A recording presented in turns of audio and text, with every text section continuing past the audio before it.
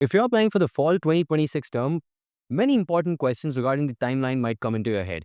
What time do I need to apply to get into some of these topmost universities? Because early deadlines give you an edge. Well, then what time do I need to take my GRE or GMAT or IELTS? What are those deadlines essentially? Or one of the most important ones, when do I need to start writing my SOP and arranging my LORs? So many of these things you have to do, but it's just that there's so much to do in the process you may not be able to plan that, and that's why I'm making this video. Hi, my name is Yash. I've been in the industry for the last 7 years, and I've seen a lot of students like you, and I've helped a lot of students like you get into some of the topmost universities out there, and there are real examples of those students. You can chat with them on YMGrad.com if you want. For the time being, let's dive into the best possible schedule for the fall 2026 term for you. Before we begin, the most important thing you need to know is that these are the major deadlines that you need to be aware of. Most universities will have their deadlines around November 15th, December 1st, December 15th, and December 31st. These four will be your most important deadlines. And if you're targeting, by the way, MBA programs, then your deadlines might already be in September or October as well. And that is for the fall 2026 term. That means that you fly out in August 2026, but you need to start this process about a year in advance. I know it's a long process, and that's why it's important that you are always on track, you know what you're doing. The first step is to start preparing for your tests. You have to take some standardized tests like the GRE, the IELTS, the TOEFL, GMAT, whatever, essentially SATs. Depending on what kind of a degree you're going with, you may have to take certain tests. Now, you can check these in the admissions requirements of the universities, but I can give you an example. If you're pursuing MS, more or less, you need to go for GRE plus IELTS or GRE plus TOEFL, which is a language test, right? Whereas if you're doing, let's say, MBA, then you want to do GMAT plus IELTS or TOEFL. And GMAT and GRE are pretty much similar, so you can also do the GRE in that case. So you have a bit of a choice as well some certain times. So you have to first off go ahead and understand which test is the best one for you. Which one are you more comfortable taking by looking at the question types and everything. Now, don't worry if you don't want to do all that research. I've already created videos on both GMAT and GRE tests and even IELTS and TOEFL. So you have enough material essentially. You have timelines, step-by-step process on how you can actually go ahead and ace these tests. I give you the exact study material for free as well when you sign up on YMGrad.com. So you will have everything on your site. But it is important that you start preparing for these tests around this time when I'm making this video, April, May. Now, before we actually take those tests, one more thing I want you to focus on is to shortlist some universities. I'm not saying all of them, but at least some dream universities. And you need to do this between June and July. You also need to take your standardized tests right after you shortlist the universities.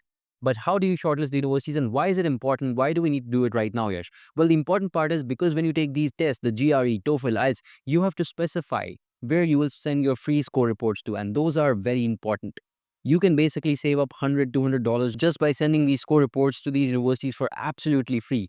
Now, of course, if you've been given some free reports that you can send to the universities, you need to know which exact universities you're applying to, and hence you need to know the shortlisting. So June and July is really where you do the shortlist and then take the test. Now, you might ask me, how do I shortlist universities, Yash? And the answer to that would be by looking towards previous admits and rejects. There's a free page on YMGrad.com. You can look at previous years admits and rejects and compare your profile to them so that you can understand if you can make it. There's also the Rate My Chance tool, UniPredict tool, all kinds of tools were made on YMGrad.com that you can go ahead and access for more or less absolutely free. But please go ahead and try them out. It will be useful to you and you'll be able to do the right kind of shortlisting. Please avoid using external third-party local counselors for shortlisting because what they do is they push you towards style-up universities which will pay them money.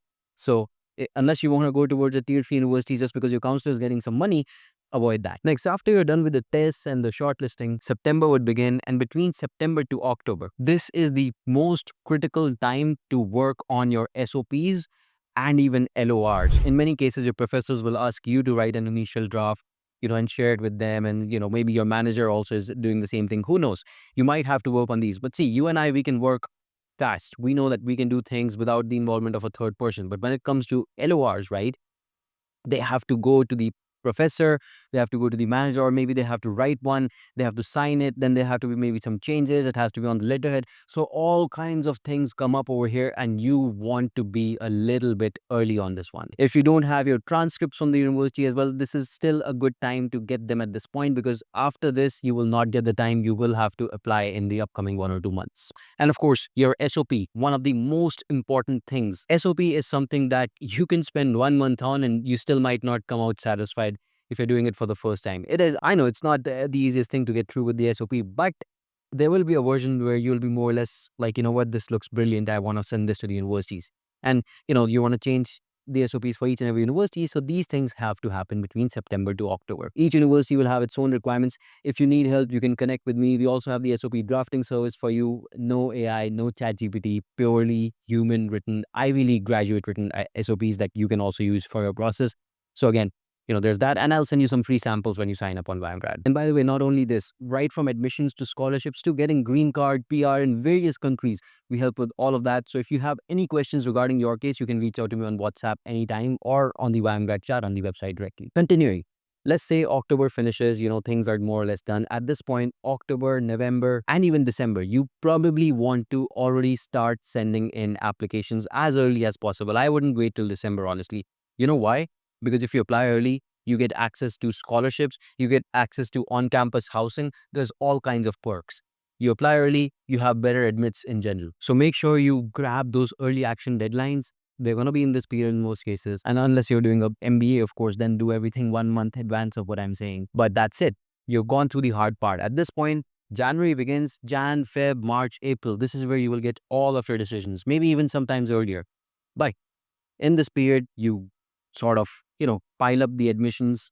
And when you get those admits, then you start finalizing which university you want to go to. It should be processed in a way that around May, June, you have already applied for your student visa and you have it in your hands by the end of June or July. In fact, I prefer to finish it off by June so that in July you can do some pre-departure formalities. You have to do packing, you have to buy things. And I have a whole video on the packing list as well if you're concerned. So you can look into that at that time. And then you go ahead and fly out in August. Now, this video right here, it presents so much information. I know, because it's a long process. I've tried to fit in everything that you do in the next 1 year in hopefully maybe 7, 8, 10 minutes right here. I know it's complex, and that's why I want you to know I care about you. If you're going through this journey, I did too. I got into one of the topmost universities, and I've helped many people get into some of the topmost universities. So if you need any help, I'm available with the shoot of a message on YMGrad or on my WhatsApp, and you can follow me on Instagram as well. I'll keep you updated of any upcoming updates, whether you should take the test, when you should apply, how you should shortlist, all of these details. I have separate videos on this, and I hope